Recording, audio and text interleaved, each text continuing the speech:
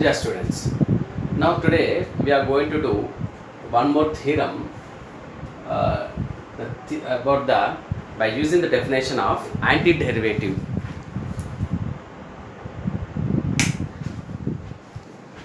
Definition of antiderivative. First, we'll try to know what is antiderivative. The antiderivative definition says that if you take a function f of z is nothing but a continuous, it is a differentiable and continuous, then the f of z, this f of z is nothing but a continuous function in a domain D. If we wanted to say that f of z is nothing but an antiderivative, it should satisfy f dash, means capital F dash of z is nothing but equal to f of z. Then we can say that this f of z is nothing but called as the antiderivative of f of z. So it's an antiderivative. Okay. So therefore, what we can say from the definition of antiderivative is f dash of z is nothing but equal to f of z. This is about the antiderivative. Okay. So therefore, by using this, we are going to prove this theorem. What the theorem says? The theorem says that f of z is continuous in a domain D. If any of the following statement is true, then the remaining statement is also will be true. The first one, f of z has an antiderivative and f of z is throughout D. This also is f of z, capital F of z also is nothing but continuous throughout D. And derivative means again what we are going to have, f dash of z is nothing but equal to f of z. This is the antiderivative definition.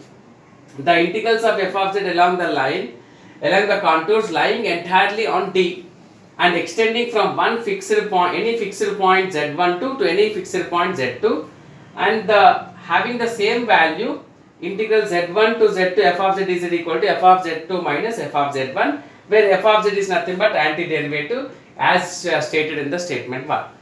This is the second statement is given. The third statement is the integrals of f of z around the closed contour lying entirely in D all have same value. Means you will be getting as, if you take integral over D, f of z dz is nothing but equal to 0. Closed contour contour, no, so it will be 0. F of z will be entirely, it will be 0 in that closed contour. Now we will try to prove in the manner of like this. First we will take 1:2, that is 1 implies 2 and the 2 implies 3 and the 3 implies 1. Like that we will able to prove in 3 different parts. First we will prove that 1 implies 2, 2 implies 3, 3 implies 1. This is the way to prove this theorem. First we will take the statement 1, then we will try to prove the statement 2 and try to prove the statement 2 and statement 1. Like that we are going to prove.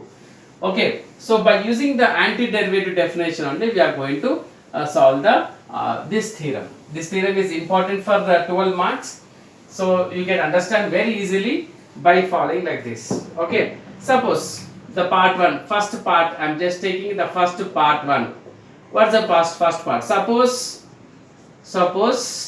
1 holds means it has an antiderivative. 1 holds means it is having an antiderivative. Okay, that is f of z has antiderivative. F of z has antiderivative in D. So there is a function f, capital F of z such that, according to definition, capital F of z such that capital F dash of z is nothing but equal to f of z for all z belongs to D. This is the definition of antiderivative. So that's a statement which is given. So let we'll take a C. C is nothing but curve. I am taking the curve, the path C. C is the path. C is the path. Means any smooth curve. I may take this as any smooth curve. Joining two points z1 and z2, like any 2 points. This is the z1 and this is z2. This is nothing but C. Just I am taking as C. Okay. So this is a smooth curve joining any two points Z1 and Z2 in D. The region is D. Okay. So therefore, now I should take a parameter. Suppose the parametric equation. Now I should consider parametric equation Z of t. Parametric equation of the path what you have taken C is given by like this. Is given by Z is equal to Z of t is equal to x of t plus I y of t. X of t plus I y of t. As you know, this is the parametric equation. Or I can say t is greater than equal to a, less than or equal to b.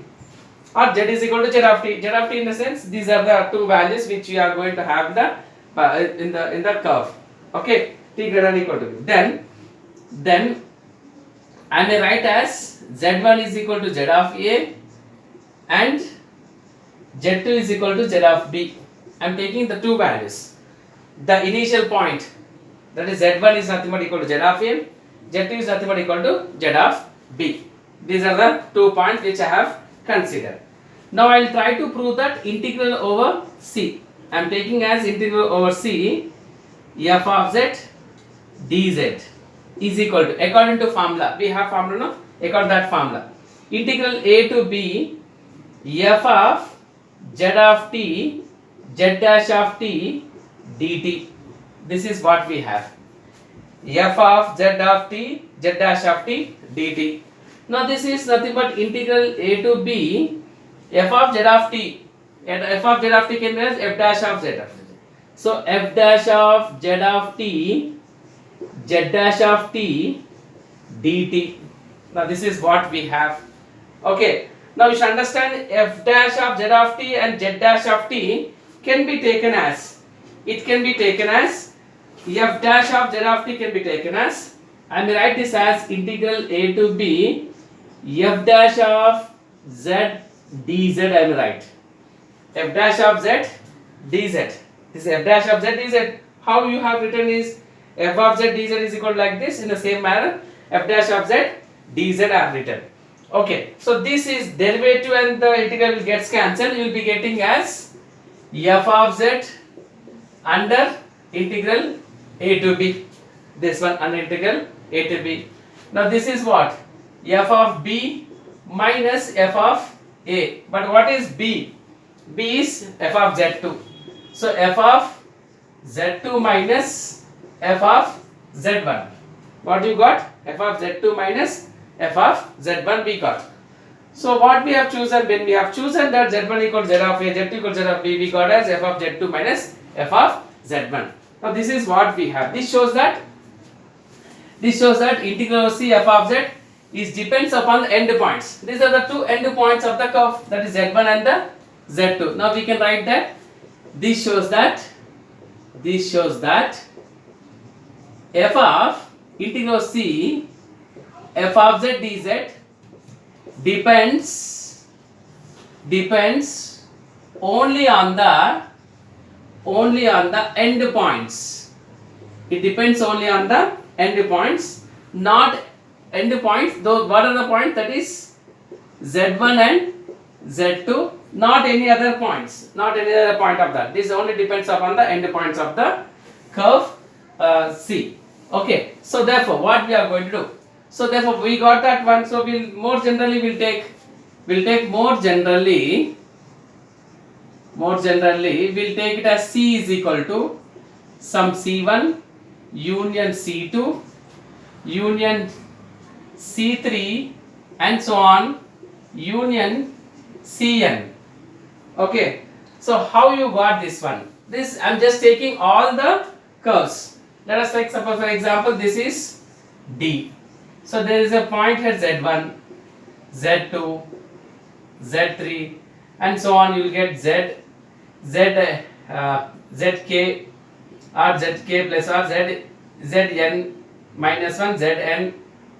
Okay, you may take as K plus 1 K Zk. Now just I am taking the curve like this. Okay, like this. Okay, from here to here like this. This is C1, C2, C3, and some CK. Okay, or Cn. If you take n plus 1, n, Cn. In the same way, C1 union C2 union C3 and so on, Cn. So number of all the curves which has been included like this. Okay, so therefore, is any contour is any contour with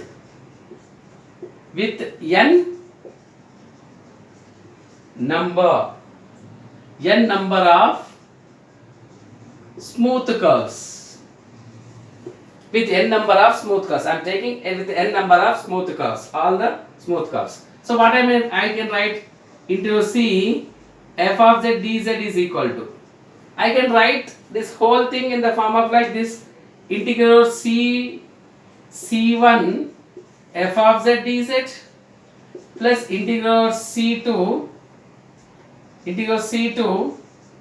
f of z dz plus and so on plus integral Cn f of z dz. Like this we can go on. So this simply I can write this one in the form of, together also we can write in the form of like this, like you can write integral C1 like this, C1 plus C2 plus C3 and so on, Cn, like that also you can write, like you can write this also like this, integral C1 plus integral C2 C3 plus and so on, Cn f of z dz. This is being expanded in the form of like this. Okay, we can write that like that also. Okay, so therefore what is that now? Now this becomes as some f of z2 minus z1 plus f of z3 minus f of z2 plus and so on, f of zn plus 1 minus f of zn. Like this you may have all the values for each and every integral. So you will be get, in general you will get f of zn plus 1 minus f of z1. You will be getting as f of zn plus 1 minus f of z1. z2 gets cancelled. Like that the remainders will be gets cancelled. z1 will be gets cancelled. So you will be getting only z1 is remaining all terms will be gets cancelled. Only zn plus 1 minus f of zn is going to be formed. Now what is this again? This is what? This is nothing but what? So therefore what we got, integral C f of z depends only on the end points. By this we can understand that depends upon the end points. We got the end points. Okay, so 1 implies 2 or 2 implies end points. We got the end points. This is nothing but we have taken antiderivative. We got as that it is nothing but the curve depends upon the end points. Now this is what the first part we have proved. By taking antiderivative we have proved that the curve which we are going to take, it depends upon the end points. Now we are going to do the part number 2. The part 2. Now we will take that the curve depends on end points. We will take the closed curve, that is z1 and z2, such that by taking the curve, now we will try to prove that will be equal to 0. Means entire in the closed curve f of z is nothing but equal to 0 by taking the points on the closed curves like z1 and z2. z1 will be the initial point, z2 will be the initial final point for the both the curves. Like that we are going to find out by taking the part 2. Suppose 2 holes means it depends upon the end points. Okay, so that is integral z1 z2 f of z dz depends on the end points. It depends on the end points, means f of z2 minus f of z1, what we have proved just now. Okay, depends on end points. That is z1 and z2. These are the two end points which it is given in the second point. Suppose we'll take a C is a closed contour. Just now we are discussed, no, it is a closed contour that lies entirely in D. A closed contour by taking the 2 points like this. We'll take the closed contour like this. We'll take a closed contour. This is Z1 and this is Z2. Z1 is the initial point for the both the curves, and Z2 is also the final point for the both the curves. So this is the point. Okay, this is a closed contour which is having. Otherwise, you can take this point. Both the points. I may write like this. Okay, closed contour in D. Okay, so take any 2 points. Any 2 points. I will take any 2 points. That is Z1 and Z2 on C. On C, which divided into two arcs. That is C1 and C2. So this is C1 and the C2. It is being divided into C1 and C2. Okay. So therefore, what is going to happen here? That is C1 and C2 we have taken. So both having the initial point Z1 and final point as Z2. Both having initial point. This is initial point Z1 and the final point Z2. Both are having the same thing. So by the hypothesis of 2 means this one, second point. What we can write here is integral C f of z dz can be taken as integral C f of z dz can be taken as, or I can say C1 is equal to integral C2 f of z dz. Let us take this as number 1. So according to the hypothesis, I may write, because of both having the same initial point, that is nothing but initial point is Z1 and the final point is Z2, I may write the integral C1 f of z is equal to integral C2 f of z dz as the first point. Okay, so therefore what I'll take is, I'll take C combination of both the arcs. So what I'll take is, let us take C such that I may write as C1 minus C2. So I am taking C and I am going in this direction, but it is going in the opposite direction. Therefore I have taken as minus C2. Now what I'll apply is, I'll apply integral C f of z dz is equal to integral C1 minus C2 f of z dz. I can write like this. Now integral C f of z dz can be taken as integral C1 f of z dz plus integral minus C2 f of z dz. So this is minus C2. Okay. So therefore what is that now? Integral C1 f of z dz is equal to integral C1 plus and this. Okay. So this is nothing but integral C1 f of z dz. This is minus, no, so minus will go here. This is minus C2 f of z dz. Okay, minus C2 f of z dz. There is a theorem.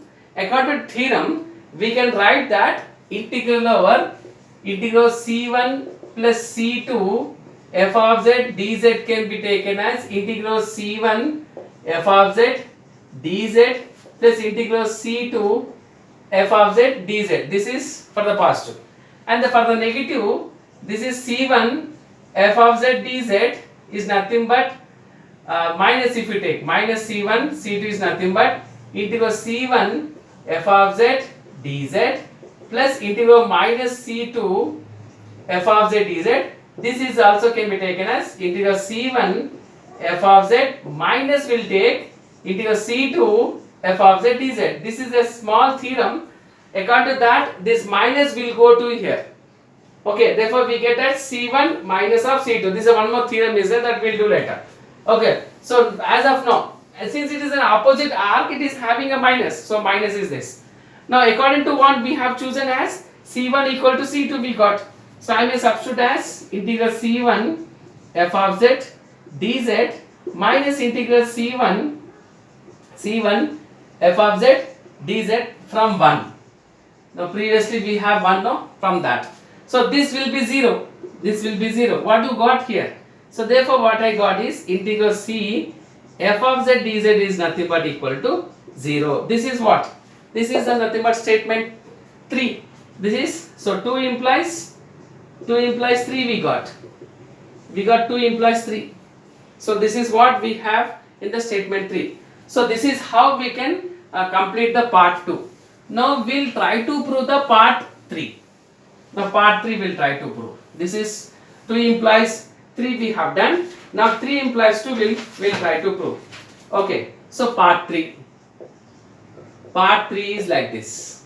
Okay. Suppose 3 holds. Now what you have to do? Part 3 will take means integral C f of z is equal to 0. We'll try to prove that this has an antiderivative means f dash of z is equal to f of z we are going to prove. We are going to prove that f dash of z is equal to f of z. So to prove that we are going to take all the steps. That is integral C f of z dz is equal to 0 according to the third statement. Okay, for every closed curve, for every closed contour or closed curve, or I can say closed contour, I can say that closed curve, or instead of contour I can write curve. Nothing will happen for every closed curves.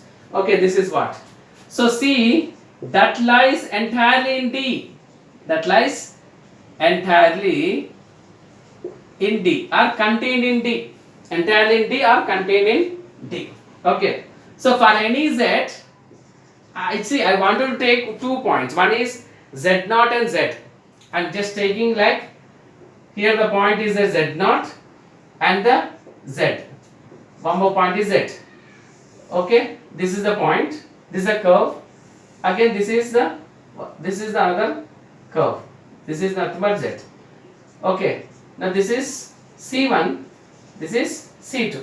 So Z0 to Z I am taking the points. Z0 to Z. So just Z0 to Z I am taking the points. Same thing I am writing. So for any C that lies entirely in D, such that for any Z belongs to D that lies, or you can say Z belongs to the integral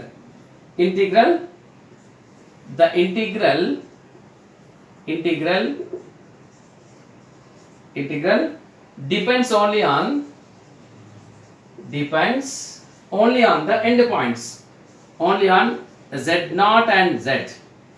It depends only on Z0 and Z, not on the path joining,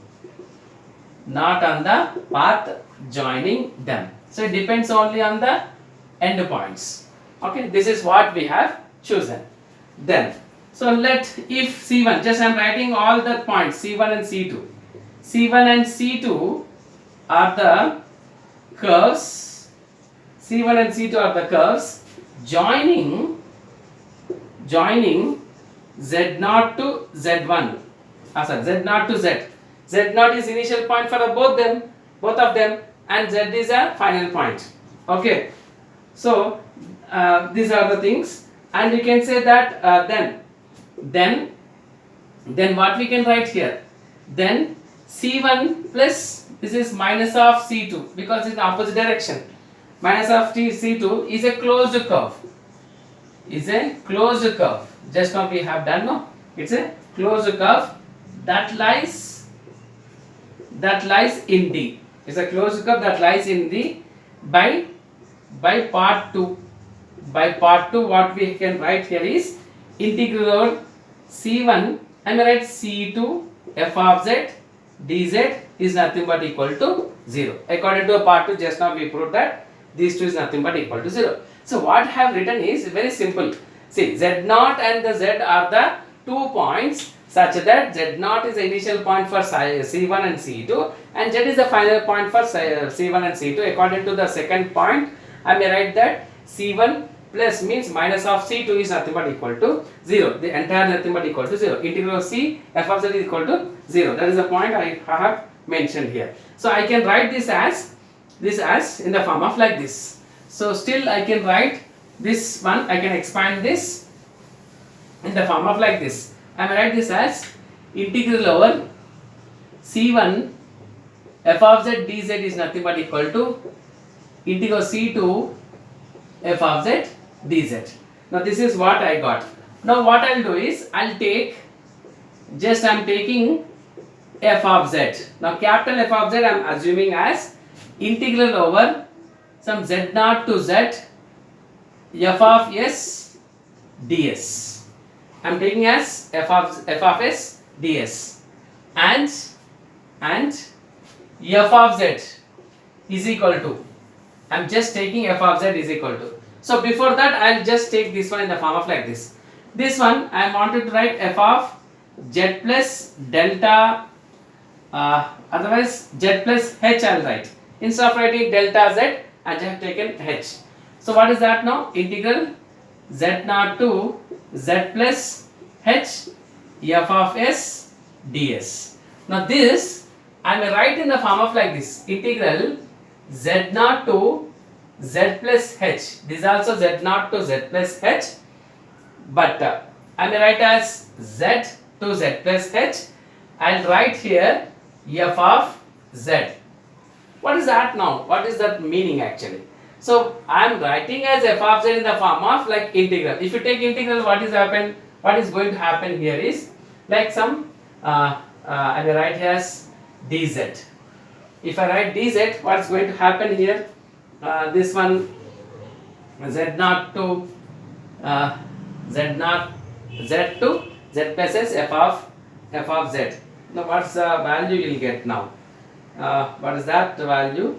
You are going to have that will check once we'll check in the textbook the value of that. Okay, so yeah, I'll take here as this is some ds. Okay, now let us try this one. This is nothing but what? F of z is nothing but constant. I'll write outside. So you'll be getting as s under z2 z plus h. Z plus h.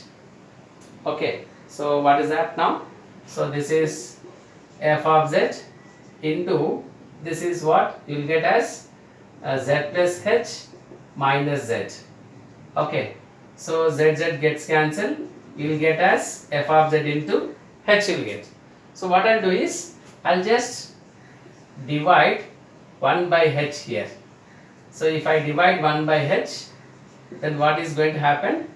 I'll be getting as 1 by h. If I divide, I'll get as h into, that is 1 by h in f of z into h. H gets cancelled, you get f of z. So f of z can be written as 1 by h into z to z plus h. Like this, if you can write, it is easy for us to so that you can write. Otherwise, yeah, you can write in the form of like this, z0 to z plus hs. Okay, this is what. Now we'll try to prove this. So what I have taken is f of z is nothing but I will write 1 by h integral z to z plus h and write as f of z ds. So what I'll do? I'll just take f of z plus h minus f of z. F of z plus h minus f of z. Okay, so what is that now? I take it as this is capital F of z. Let us take capital F of z. So what is the value of capital F of z? So I'll take capital F of z is nothing but z0 to z, and capital F of z plus h is nothing but this. This is both the values. So I may write this as this first I've taken three values. One is f of z is nothing but this, f of z plus h is this, f of z is this. Okay. Now what I'll do? F of z plus h minus f of z. F of z plus h is this. So I'll take it as z naught z plus h f of s ds minus this value z naught to z f of s ds. I have taken these two values. First I have considered as this, then z plus h I have considered. I have taken f of z in the form of like this. Okay, so what is that now here? This is z naught to z plus h f of s ds minus, means I will write plus, I may take z to z naught f of s ds. Have interchanged this one. So interchange means again the minus becomes as a plus. So therefore I can say that these two, because these two are same. So I may write as z to z plus h f of s ds.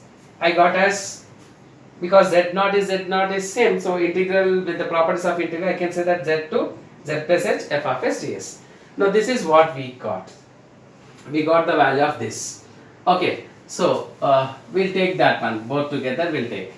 So what I'll do is f of z plus h minus f of z, okay, f of z, and divide with h. So I'll get as this as 1 by h integral z to z plus h f of s ds. I got this value. Okay, this value I got. So therefore I'll rub this. The two values I got, I have divided. Now what I'll do is, I'll take this one, I'll subtract on both sides f of z. So what I'll do is, I'll take f of z plus h minus f of z by h minus f of z. So this is nothing but equal to 1 by h z to z plus h, okay, z plus h f of s minus f of z. F of z the previous value.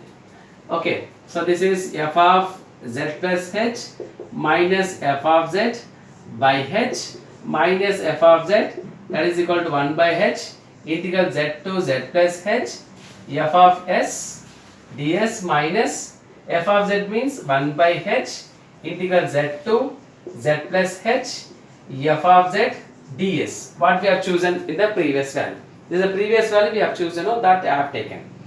So here the 1 by h is common integral z to z plus h f of s minus f of z ds. So total you got as f of z plus h minus f of z by h minus f of z. Okay, we will take mod on both sides. Just taking mod on both sides. This is mod which I have taken. Okay, this is less than or equal to 1 by h integral z to z plus h mod f of s minus f of z, again mod ds. We'll take it aside.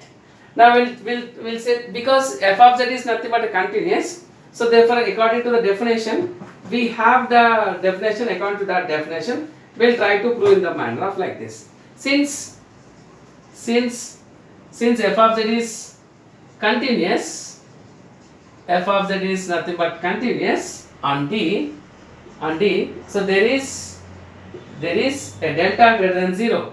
There is a delta greater than 0 such that mod f of s minus f of z is less than some epsilon for all epsilon, and s minus z is less than some delta. Okay, whenever I can say whenever, not for all, whenever s minus z is less than delta. Okay, so this is less than some epsilon, so s minus z is less than some delta. So making use of this result here, now you will be getting as like this. Okay, so what is that you will get? So therefore mod f of z plus h minus f of minus f of z by h minus f of z is less than or equal to 1 by h integral z to z plus h, but this is less than some epsilon. So this is epsilon mod ds. So less than or equal to 1 by h. 1 by h, that is anyhow, that is less than epsilon. So you will be getting as epsilon integral z to z plus h mod ds less than or equal to 1 by h epsilon. Epsilon, you can write that this as s under z to z plus h less than or equal to 1 by h epsilon. You will be getting as z plus h minus z. So z gets cancelled, and you will be getting as 1 by h into epsilon into h. h's gets cancelled, less than some epsilon. So total what you got here is mod f of z plus h minus f of z by h minus f of z less than some epsilon you got. Less than some epsilon. Therefore this is nothing but the derivative which we have here. This is the definition as limit h tends to 0, this will be f dash of z. So therefore what we can say here, f dash of z existed. So therefore f dash of z is nothing but existed. So I can say that therefore f of z has anti-derivative integral. F of z has antiderivative integral. As limit x tends to 0, if you take limit x tends to 0, I can say that if it is limit h tends to 0, this f of z plus h minus f of z by h minus f of z. Okay, so this becomes what? This becomes so as limit, this becomes as f dash of z minus f of z is nothing but equal to 0. This is nothing but equal to the right side, nothing will happen. So epsilon is the smallest value. So I may take that it is nothing but equal to 0. So you will be getting as f dash of z is nothing but equal to f of z. This is the derivative of that. This is the derivative of dash of z. So this becomes as a derivative, means f of z is nothing but having an anti-derivative in t. So therefore what we have got? We have got as f dash of z is nothing but equal to f of z. Now what is this? This is nothing but 1. So therefore what? 3 implies 1. Okay. Now this is how the last part of the theorem we can able to prove. So there are 3 parts are there. One is the antiderivative. The second one is that it depends upon only on the end points, and the third one is nothing but integral over c f of z is equal to 0. These are the 3 points you have to remember. For first implies, and by taking antiderivative we are going to prove that the integral will depend upon the end points. By taking the end points, we will prove that integral over c f of z is equal to 0. And by taking the integral c f of z is equal to 0, we will go for the first point, that is there exists an antiderivative f dash of z is equal to f of z. Now this is how we have proved the theorem. Thank you.